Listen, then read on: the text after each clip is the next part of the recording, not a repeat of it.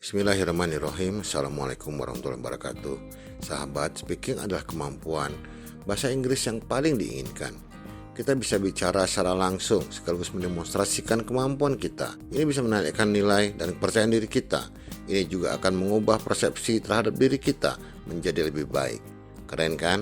Ada banyak cara belajar speaking. Ini 7 diantaranya. Pertama, harus berani. Kunci belajar speaking adalah praktek dan latihan. Jangan malu atau takut salah. Toh bukan bahasa kita. Bahasa Indonesia kita saja masih belum sempurna kan? Awalnya abaikan saja tata bahasa. Yang penting lawan bicara faham maksud kita. Kalau bingung mencari kata yang tepat, cari saja di Google Translate. Akui saja kita masih belajar. Sambil secara bertahap kita perbaiki tata bahasa dan menambah kosakata. Kalau takut, malu, atau menunggu tata bahasa dan kosakata sempurna, kapan mulai belajar speaking? Kedua, mulai dengan kalimat sederhana. Mulailah dengan beberapa kalimat pendek dan sederhana yang paling mudah dan paling sering dipakai sehari-hari. Terus ulangi dan secara bertahap kembangkan dengan kalimat-kalimat lain yang lebih panjang. Dengan cara ini, kemampuan pronunciation dan vocabulary akan maju dengan cepat. Kita akan makin pede bicara. Ketiga, monolog di depan cermin. Siapkan beberapa kalimat sederhana dan berlatih bicara sendiri di depan cermin. Perhatikan cara penyebutan, volume suara, kecepatan bicara, intonasi, bahasa tubuh, dan juga ekspresi. Kalau ada yang aneh atau salah, tertawa sajalah. Kan gak apa-apa mentertawakan diri sendiri, toh masih belajar. Lakukan secara rutin, 15 menit sehari.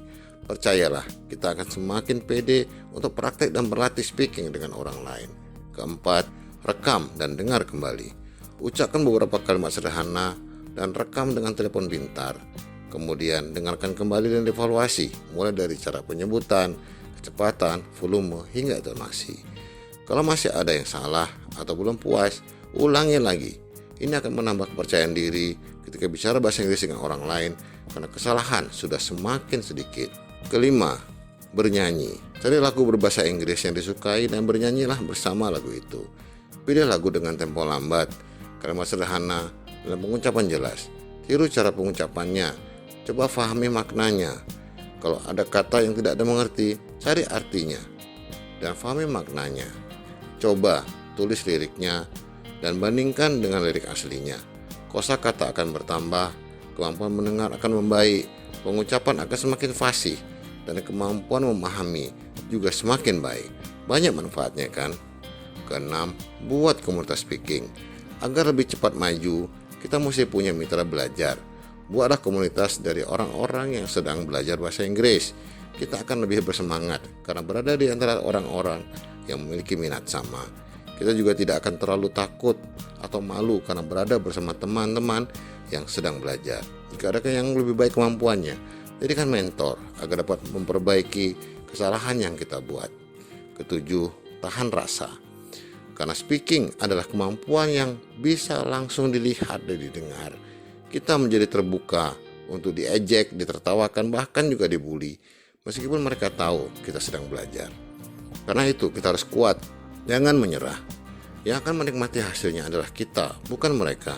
Tahan rasa, cuekin saja. Jika perlu, ikutlah tertawa bersama mereka.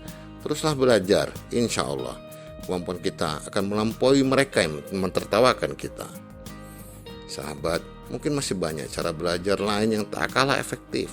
Lakukan saja yang paling enak, jangan terlalu banyak pertimbangan, sehingga akhirnya malah tak melakukan apa-apa. Speaking bisa menjadi titik awal terbaik untuk memulai belajar bahasa Inggris. Selamat mencoba. Assalamualaikum warahmatullahi wabarakatuh.